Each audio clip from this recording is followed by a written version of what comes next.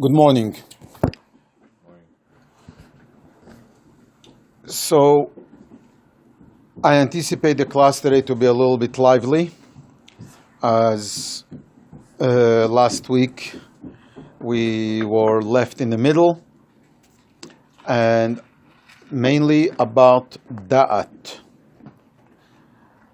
There is a blessing that we say every day, 3 times a day, Baruch atah Hashem, Chonen ha-da'at. Blessed are you, Hashem, who gives us da'at, knowledge. So, what is knowledge? So, the confusion last week was, and it's in the context of Chokhmah, Bina, Vada'at, wisdom, understanding, and knowledge, the acronym of the word Chabad, which is spoken about in the chapter 3 of Tanya. And the discussion that we had last week about da'at, knowledge, was a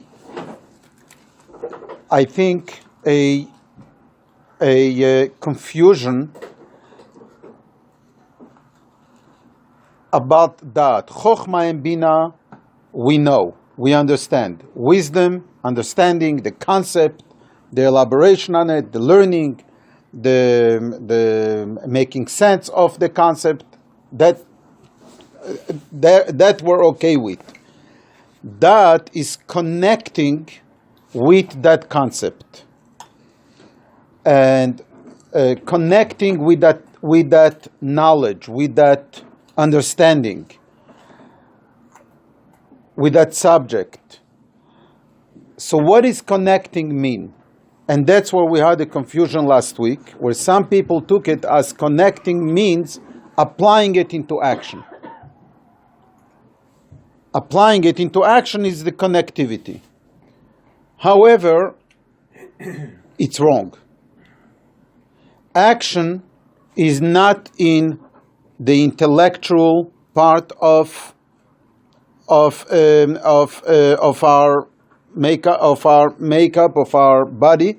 It's not in the head, it's not in the moach. Action is in the heart. Starts with the heart. That's what action is. We start to have a feeling of love, fear, whatever feeling we have, that's activating what is in our brain. That is not here, is not in the heart, that is here in the brain. So it is connecting with the Chokhmah and Bina, but not in an actual way, not in action, still on an intellectual level. So what is it? So we're going to elaborate on it today. As an introduction, I would like to read and to introduce 2 teachings of the Rebbe in the Hayom Yom, the calendar that the Rebbe has written with a thought for every day, one of yesterday and one of today. And these are in preparation for Yutet Kislev. Yutet Kislev is tomorrow night, Tuesday and Wednesday, the 2 days that are considered the Rosh Hashanah LaChasidut, a famous holiday in the world of Chasidus. We don't say Tachanun on both these days. Celebrations, there will be a dinner and a Farbrengen on Wednesday evening here at Chabad at 6 o'clock with a festive meal, with Farbrengen and so on. So in preparation to the 19th of Kislev, which is very much connected to the Tanya, we study the book of Tanya on yearly basis. And the cycle begins on the 19th of Kislev. So Tuesday morning we're going to begin the Tanya from the beginning. Tomorrow is the conclusion of this year's cycle. And we're starting on the 19th of Kislev again, and every day a piece from the Tanya known as part of the Shiurei Chitat, the Shiurim, the learning of Chumash, Tehillim, and Tanya. So in preparation to this auspicious day, of the 19th of Kislev, the Rebbe yesterday and today and tomorrow speaks about what is the essence of Hasidut. What is the essence of Hasidut Chabad, which Hasidut in general and Chabad in particular, because this is when the year of Chabad starts. So the Rebbe says the following: Yesod ikari b'shitat Chabad hu, and it's possible that it is in the handouts that we had last week. Is it? No. What? It's not. Okay. Yesod ikari b'shitat Chabad, a main foundation, fundamental teaching in the philosophy, in the approach of Chabad, is asher hamoach hashalit al halev betoldato yeshabed et halev la'avodat Hashem yitbarech. Listen carefully. That the mind, which naturally rules over the heart, should enlist the heart in the service of Hashem. How? Mitoch haskala, through abstraction, havana, understanding, veha'amakat hada'at, and a deepening awareness, bigdulat borei ha'olam baruch hu, of the greatness of Hashem, creator of the universe, of the world. So let me read it again in my words. A fundamental teaching in the approach of Chabad to the service of Hashem, to making this world a better world, is that by nature the brain tells the heart what to do. That's a nature. So to apply that natural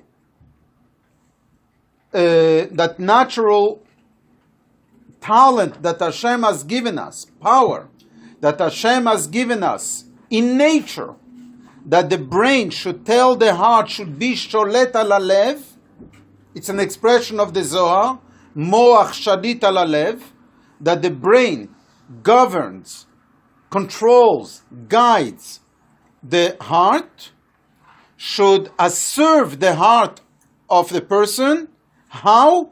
Through the three faculties of the brain: haskala, chokhmah, havana, bina, understanding, dat, ha'amakat hadat, deepening awareness in the greatness of Hashem. Two things that the Alter Rebbe is telling us here, which is the key of Tanya. That what we're being asked to do is not to change our nature, but to apply our nature. To apply a natural thing that God has given us. To do what is right and not follow our heart is not going against our nature. That's the common expression. I want to kill someone, go against your nature and don't kill. I want to steal, I want to say a lie, go against your nature. Don't follow your heart. Don't follow your nature. That's our expression. The Alter Rebbe is saying it's not true. It's not going against the nature. It's taking one nature and reinforcing it over another nature. I have an instinct to do something bad. I have an instinct of being lazy. I have an instinct and a nature of being depressed and being sad and being negative. Alter Rebbe is saying, based on the Torah teachings, moach shadit al halev, you also have another nature. The other nature that you have is that the brain tells your heart what to do and controls it. Take that nature and apply it. You don't have to reinvent the wheel. You don't have to create something that you are not. All you need to do is reveal the true you, the nature of brain that you have. Use your brains. I once heard Rabbi Manis Friedman, one of his teachings, very good, talented in bringing out a concept. It's a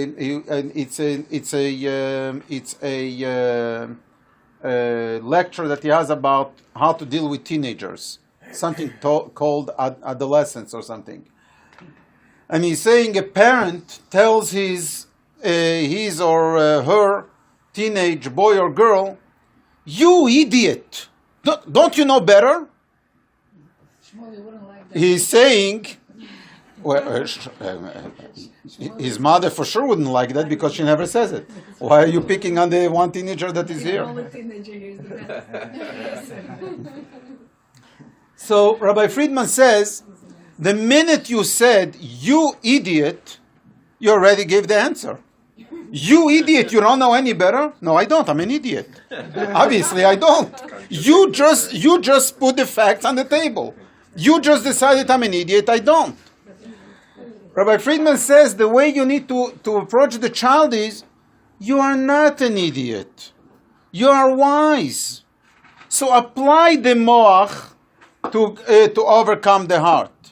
We all are in the same battle. We are all on the same boat. We all have this issue. Why is it the teenager's fault who is only starting life? We're the parents, we know already, and we don't know how to do that. But the teenager is an idiot. The teenager needs to know it all. It's a natural thing that we have a brain, and it's a war between the head and the heart. And we do have in nature that the brain tells us what to do and controls our life. We also have a nature that the heart doesn't want to follow. We need to apply that nature. How?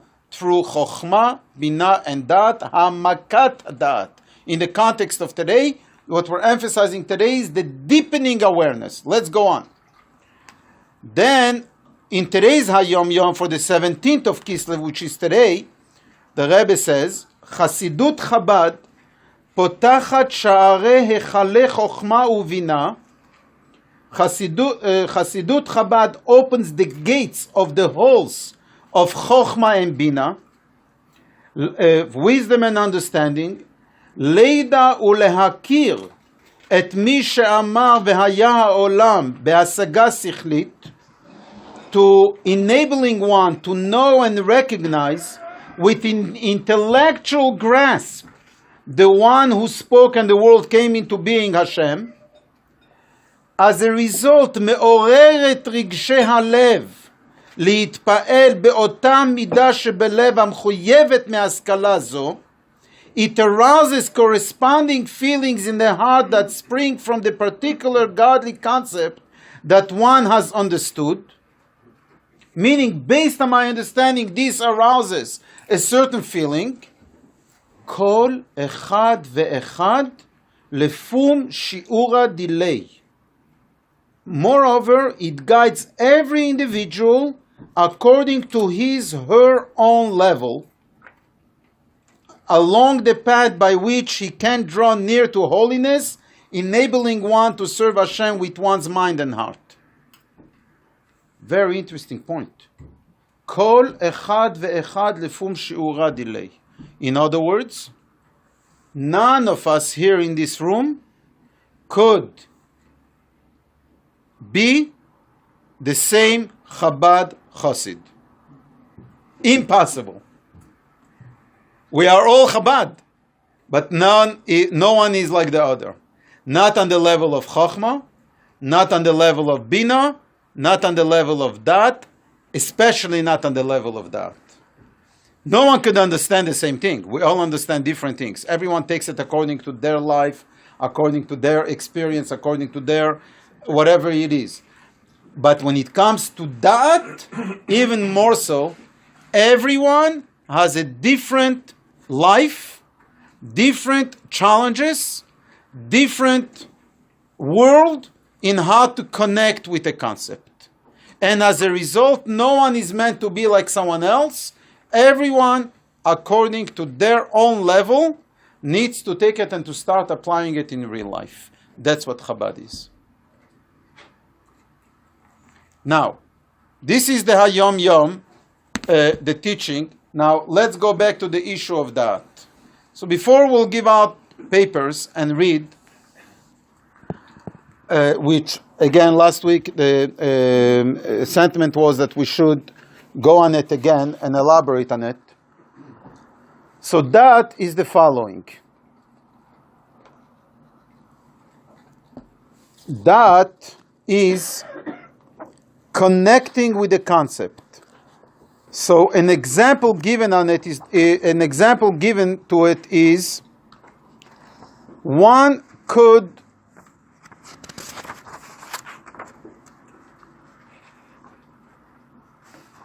I'll introduce it with a story.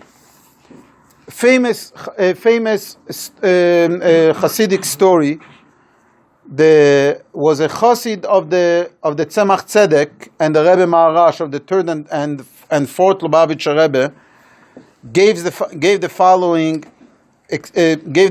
parable. It was known as Reb Shmuel Betzalel. Was his name Rashbatz. He says there was a person living in a village. Was very common in those days that the people were very ignorant, didn't know how to read. Didn't know how to read Hebrew, didn't know how to read anything. It was simple people working in the farms and so on, very simple people. They used to hire teachers to teach their children that their children should know something. So they used to bring a melamed, a teacher, to their community, to their house, and they used to pay them a salary, and the teacher used to be there. A side job of the teacher was not only to teach the children, but also to translate the letters, correspondence that used to arrive from relatives and so on and so forth, and write letters for the people because they were illiterate. They couldn't write and read. So the teachers used to do it for them. A letter arrives to one of those people. The teacher takes the letter, and starts reading. And he's reading in the letter a very unfortunate announcement that the father of his boss, of the host of this home, died. He's reading, father, whatever, died. He's continuing to read. The host fainted. And he continues to read. Or he stopped maybe. If he had a little heart, then he stopped reading. But he didn't faint. Hasidus is asking the question, what happened here? We know that kol me'orer hakavana, that sound awakens attention, sound awakens feelings, and that's why we mentioned it many times. It says in Sifrei HaMusar, I think it's from the Shalach HaKodesh, that sgula lemidat hakaas sheyishtok ba'et hahi, that a good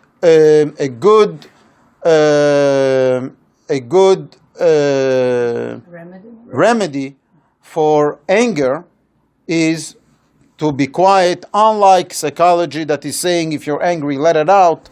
Torah teaches if you're angry, keep it in, don't let it out. Why? Because the more you speak about, the more angry you get. In a positive way, women are more loving than men. Why? Because they speak about their love. They speak about they express their feelings. So the expression of the feelings also awakens more love. Men are stubborn and don't want to say anything, and are afraid of expressing the word "I love you," and as a result, the love is lacking, and the women feel it. Because the more, and that's why prayers are meant to repeat the same words, I love you, I love you, I love you, I love you, I love you. You know how the teachers used to punish us in the olden days. If you didn't do something, then you had to write, I will do my homework, I will do my homework, I will do my homework, I will not cheat, I will not cheat, I will not cheat 100 times on a page, and you had to really write it. You couldn't copy and paste in those days. And that's the punishment of prayer. We are punished in repeating the same words. Hallelujah, hallelujah, Hashem nashamayim, Baruch Hashem le'olam, amen v'amen. Repeat 3 times a day. Baruch Hashem chenin adas. Blessed are you who will give me das. Blessed are you who will give me das, who will give me das, who will give me das. Eventually, maybe it will sink in. That's the. What? Yeah. So read loud, then you hear what you're saying. Because you read and you think about everything else, right? So prayers is in order to awaken, and that's why it's very important to daven loud. But bitcha is to shake and to daven with, and to say the words loud, and to come early and to spend more time on it. So especially with teenagers who are very wise and have a very good seichel. Some people also yes. It's in order to awaken. That's what it is. That's the purpose of prayers. Psukei de Zimra, the verses of praise, is in order to awaken the love of Ve'ahavta Hashem Elokecha, of love your God, following the Shema. That's simply the purpose. So the question is, here the person is reading. He's reading it out loud, the teacher, and he didn't faint. The son of the one that died, all he did is listening. He doesn't see the words. There is also otiyot machkimot. When you look inside, it brings wisdom. It freshens it up. It brings life to it. He doesn't see anything inside. All he sees is he sees on the sides and he hears, and he faints. How come? The difference is, he had da'at, the son had da'at, the teacher did not have any da'at. And that's the case many times.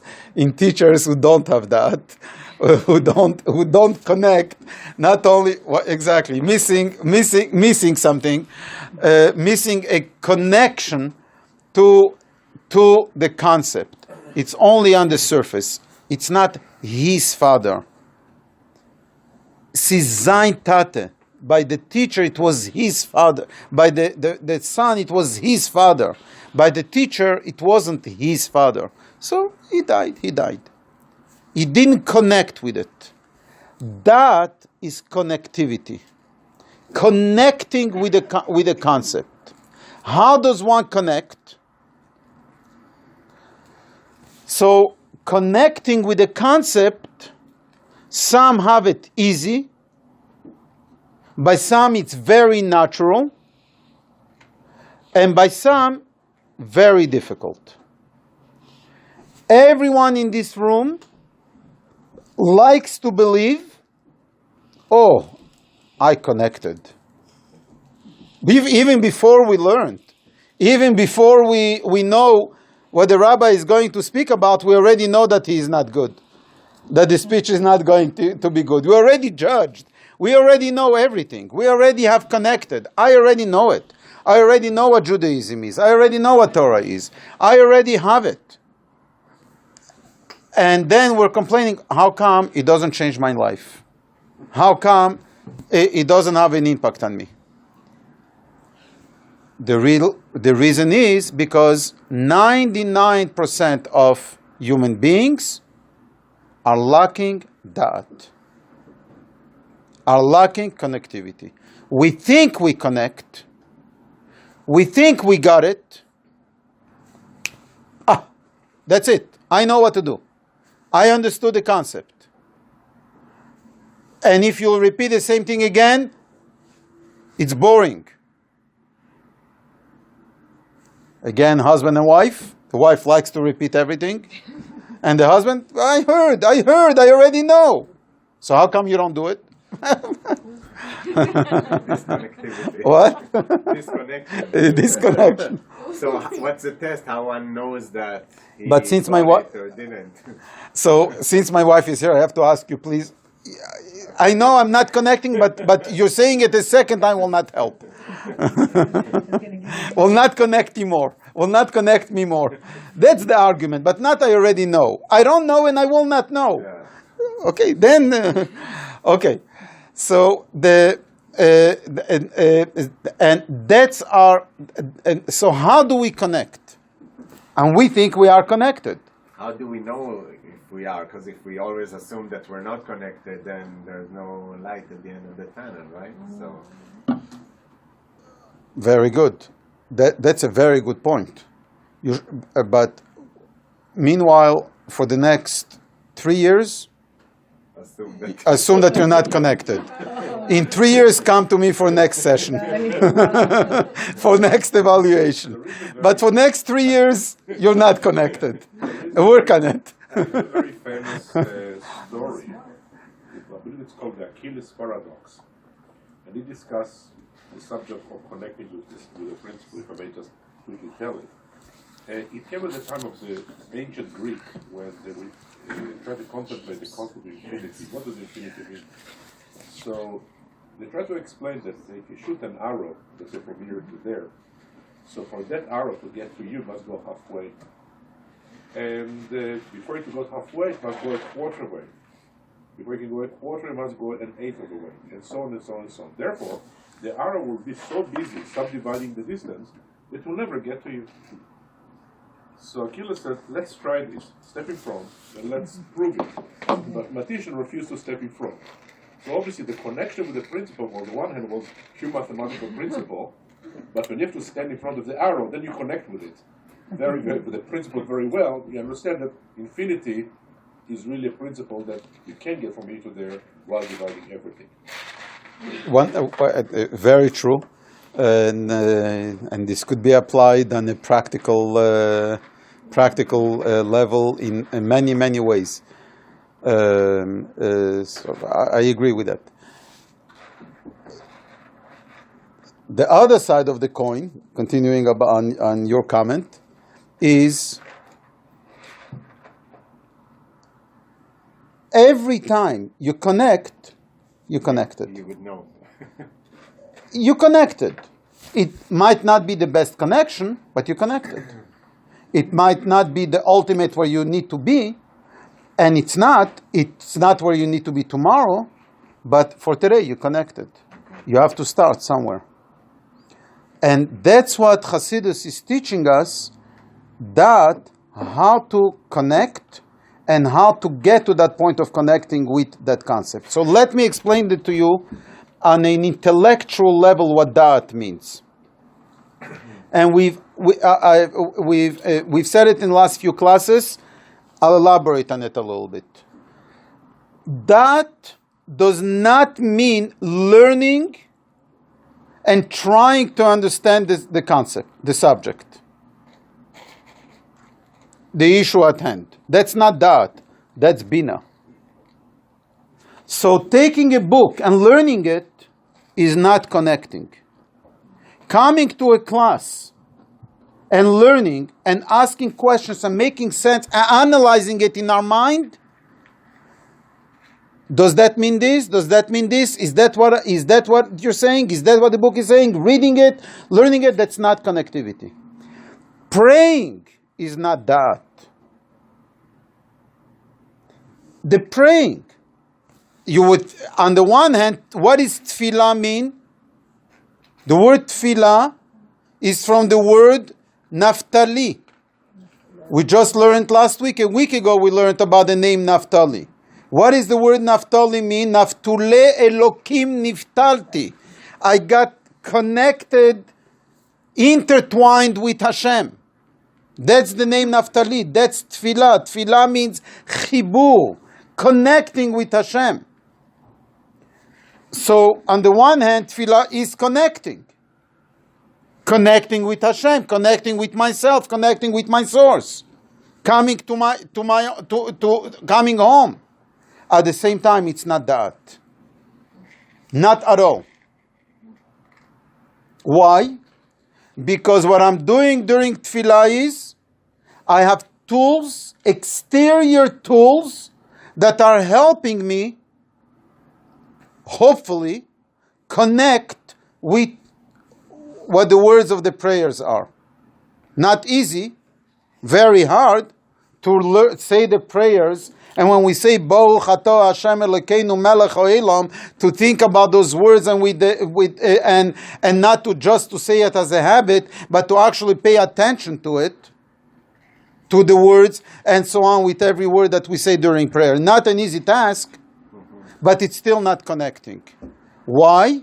Because there is an exterior tool, which is the prayer book, which are the words that our sages have put together for us.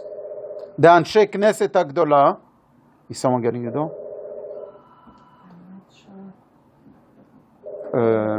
There is the thing here. We could, if we get the... I'm sorry. That Anshe Knesset Agdola put together the prayers, so I'm saying those words. It's not me. It's me saying something else. When we attend a class, we attend a class of I'm subject to what you're going to teach me. When I read a book, when I learn something, I'm subject to what the book is telling me. The same thing is with prayers. What is that? So that's still part of Chokhmah and Bina. What is that? That is internalizing it. It should become me without any exterior motives. Example. That's what we spoke about a few times. After the class is over, after davening is over, or actually before davening in the case of prayers, to take 5 minutes even, and halavai an hour, may it be that we should be able to do it for an hour, and for 5 minutes connect with what we learned.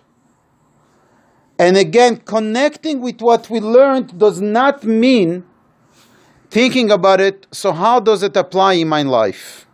How can I take what the Tanya taught me, and I attended the Fabring and it was so wonderful, and I learned this and I learned that, and it was amazing, and now how does it apply in life? That's already here. That's already came down from the head, and it's already trying to, okay, what do I do with it? What should I do with my feelings? How should I act? That's already a plan of action. Plan of action is not that. That means connecting with the concept. Taking myself out of it, taking my plans out of it, taking exterior tools out of it, and connecting with it. What did I learn? What did the Alter Rebbe teach me in the last hour? Not verbalizing it, but internalizing it in our faculty of thought. Thinking about what we learned, not what I got out of it, but thinking of why did I learn without interruption. If anyone could do it, as I say in Yiddish, chapeau. My hat to you. It's French, actually. My hat to you, because it's very, very difficult to concentrate on something for 2 minutes without interruption, for 1 minute without interruption, without our mind flying away, without other thoughts coming in there and interrupting. Almost impossible without exercising. The problem with the word meditation is again, like every other word, meditation has to be done in a way of without interruptions. Yes, it's Itbonenut, but Itbonenut is Bina. Itbonenut could also be, I think about what I learned. Good. But remembering the words of the Tanya. Yes, I will not cheat. I will not cheat. God is great. Hashem is great. Hashem is kind. Hashem is kind. Hashem is kind. Hashem is kind. Think, without any interruptions. What does it mean Hashem is kind? What is Moda? Thinking the words of Moda Ani Lefanecha, of what we say every morning, thinking of those words without verbalizing it, and what is the Alter Rebbe teaching us? Very, very difficult task. Now, let me elaborate on it. We need to start. That's connecting with that concept. What is an example of where this is very easy?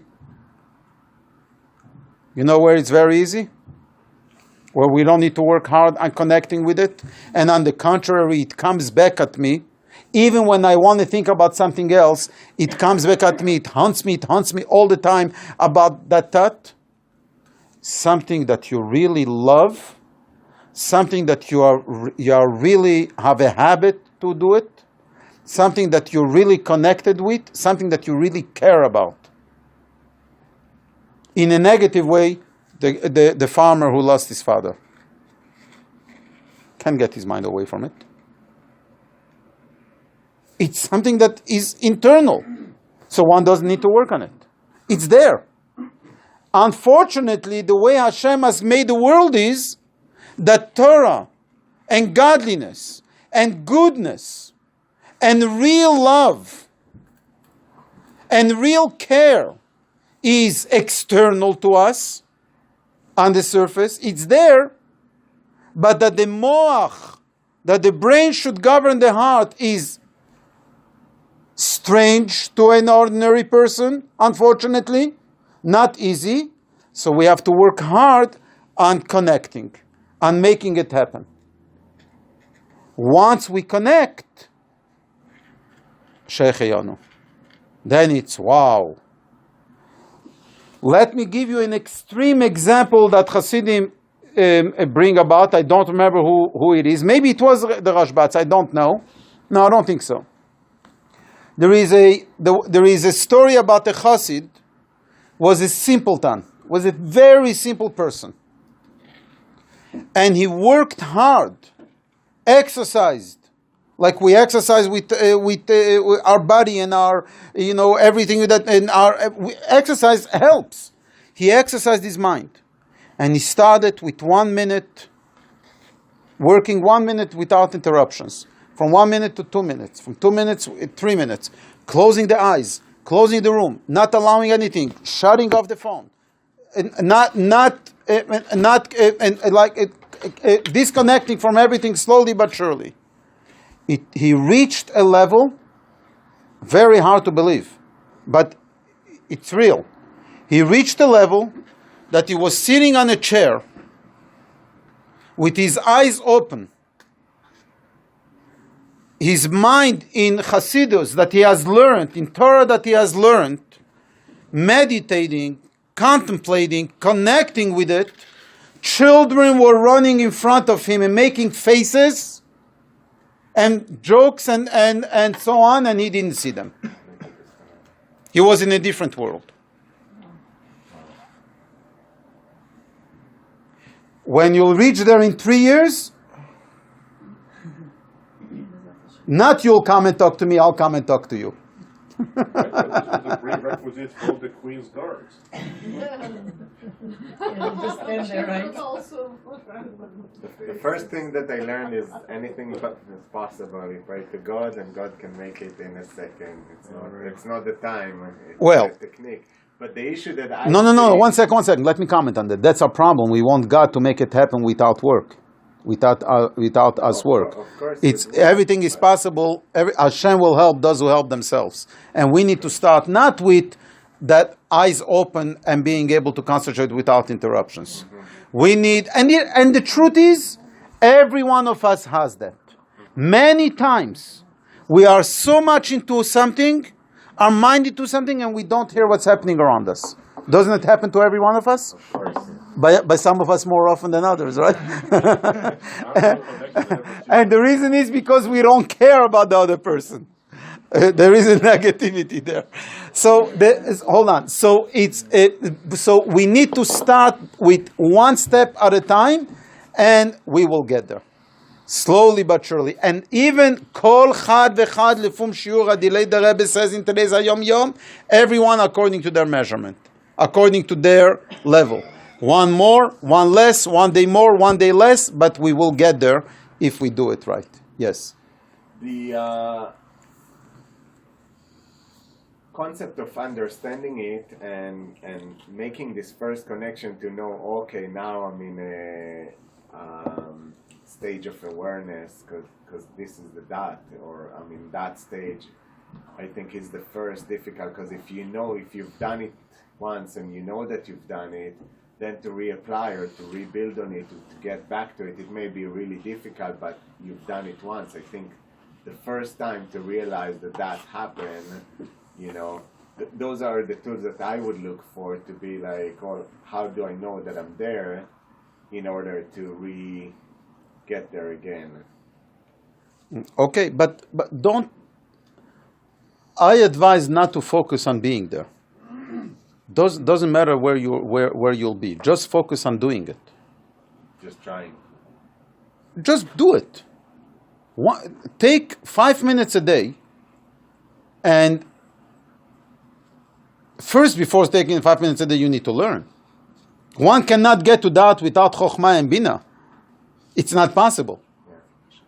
Before Adam yada et Chava, before Adam connected with Chava in an intimate way, which the Torah uses the word yada, they need to connect. And on that, I'll share with you a story. My dear wife wrote to the Rebbe when she was single that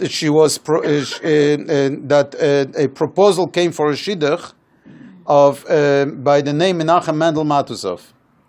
But he's in New York, and he doesn't want to come to Los Angeles. I am in Los Angeles, and I don't want to go to New York. I'm asking the Rebbe. She is writing to the Rebbe. I'm asking the Rebbe if it's a good shidduch, if I should go for it. What I should do? I wanted the Rebbe to tell me I should go. I didn't want to go. You know what the Rebbe answered her? The Rebbe answered her, Be'im Ken, if it's so that he is there, he doesn't want to come, you're here, you don't want to go there, Mama Kom She'ela, what room is there for a question? Does it take a genius to answer that question? Obviously, it takes a Rebbe to answer that question. What do you want? You cannot unite if you are there and you are there. If you are physically not in the same place. You cannot get to that if you're not standing under the same chuppah. If you're not in the same room, it's impossible. I mean, there cannot be that if there is no learning. For first, there has to be learning. That's why, do you realize why Judaism, I don't know if people realize that, but in Judaism, in teaching, in Judaism, and in Hasidus, Bifrat in particular, there is a very big emphasis on memorizing words of Torah, Be'al Peh, to memorize them. Mishnah, Tanya, we teach our children, we try our best that our kids, before Bar Mitzvah and Bat Mitzvah, they should know Tanya, they should memorize Tanya. Boys should know 12 chapters of Tanya before Bar Mitzvah. What do they understand in Tanya? What do we understand in Tanya? What do we expect a child of 9 years, 8, 9, 10 years old to start learning Tanya, memorizing? What do they know? What do they understand? The Rebbe brought the 12 psukim, the 12 verses and saying of our sages, which some of it Torah and Talmud and Tanya, and 12 principles, which some of it is from chapter 42, which is in these handouts, chapter 41, actually 41, 42, it's the same concept. Memorizing. What's the point of memorizing? In Hayom Yom there is a bunch of teachings how important it is to memorize. So when one is the Rebbe says in a subway, one should have the mind should be full with something. But in addition to having memory here and not only here, they talk about lack of memory, not enough memory, not enough memory, not enough memory, not enough hard drive. There is a lot of hard drive and memory here that we need to apply, that we need to use. In addition to all of this is, okay, now I memorized Tanya. Let me think that chapter of Tanya. Hasidus teaches yeshiva students, and we should continue with that, of taking 5 minutes before prayers, 15 minutes before prayers, between learning, before prayer starts, closing the book, thinking about Tanya. Reb David Raskin was a big chassid, very devoted to the Rebbe, was the dean of Seventh-Seventy Yeshiva, of the main yeshiva in Chabad, was the head of Lubavitch organization, very big activist, used to bring with Bochum, with yeshiva students, and he was telling of blessed memory, he was like with passion, was saying, Bochum come and complain. Bochum means students, yeshiva students complain they can't fall asleep. Then they need to go to a doctor. As a result, they can't wake up in the morning, and this and that, and they need medicine, they need a pill, they need this, they need tools, how to sleep, how to do this. This is very simple. Stop all the doctors, stop all the medicine, all the things. It's one simple thing. When after you said Hamapil, you said the bedtime Shema and the blessing of Hamapil, close your eyes and start memorizing Tanya. Start memorizing Tanya. You will fall asleep. You will fall asleep by learning Tanya. All your problems will go away. You will be thinking right. Your mind will be in the right way. This is a whole separate a separate topic of how we should learn, how we should go to sleep, how we should wake up, and so on and so forth. But there is something there. We need to learn and memorize, not put in. The first thing that a person comes to a class is, what is my 5 cents about it? Where do I fit in? What do I have to say about it? All we want is general concept. Give me the punchline. We're not at the punchline. We're not at results. It's not about you. It's not about your 5 cents. First learn what the Tanya is saying. The first 3 lines of Tanya. Let's memorize this. Let's take this chapter 3. The end of chapter 3 about that. About what that is in English, in Hebrew. Let's memorize it. First, before doing that, let's read it 3 times a day. We daven 3 times a day. We ask Hashem for that.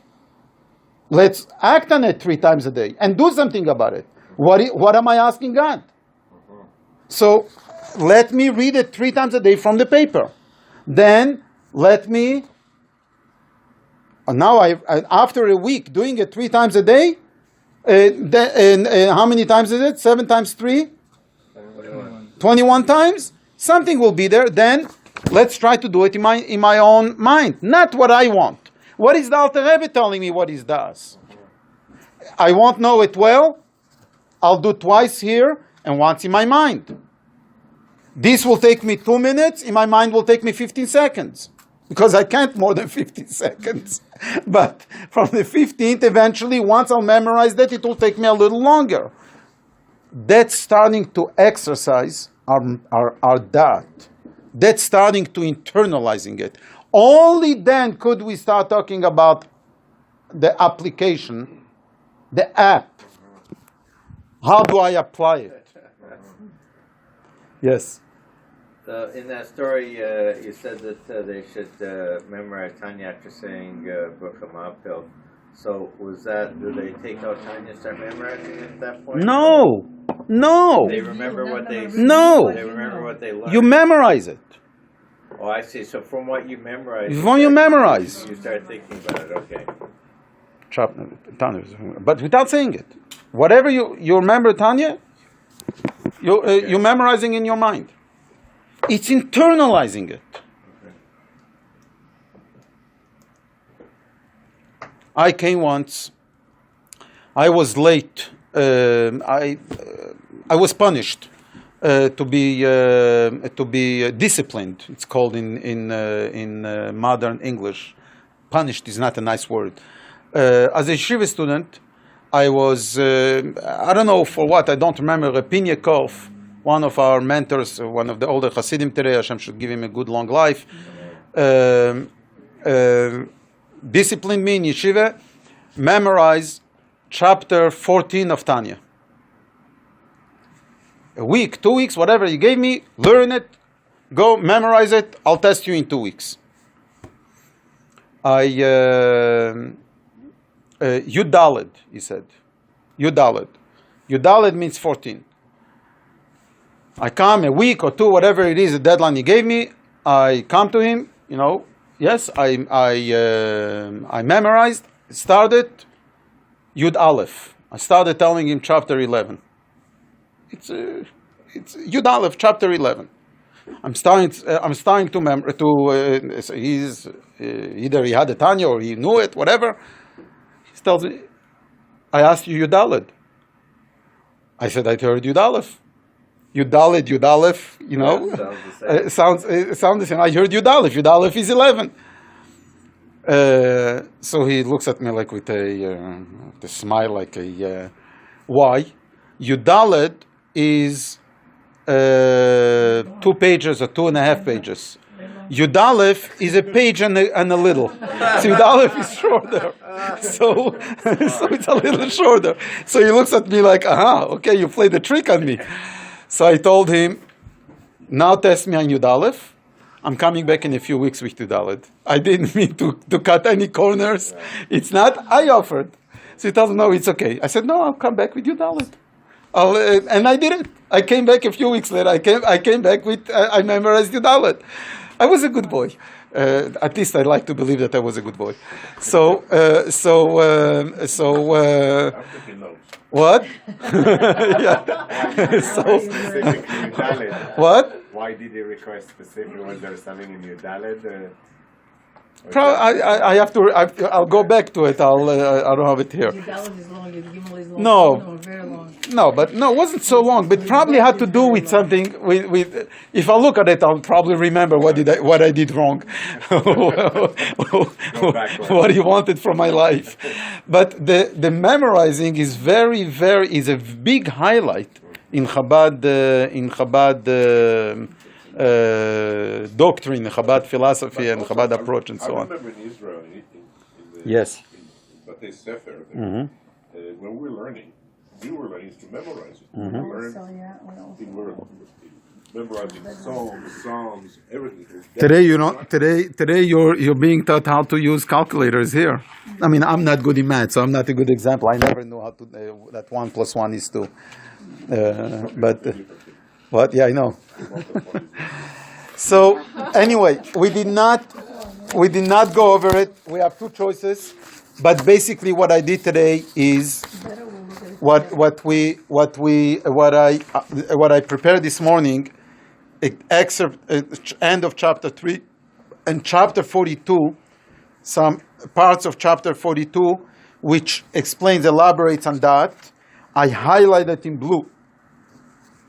Specific about that, and here one place I did red and one green. Red is obviously what is not, and green is what is practical. Why is that? The red here, the Alter Rebbe speaks about that some people have it easy. So I didn't want anyone to read it and say, "Oh, that's me." So I put it in red. Just because I don't trust you. If you are there, good. Then I'm sorry. I apologize. But I took I took a chance, and I wanted to encourage everyone not to think that you are there.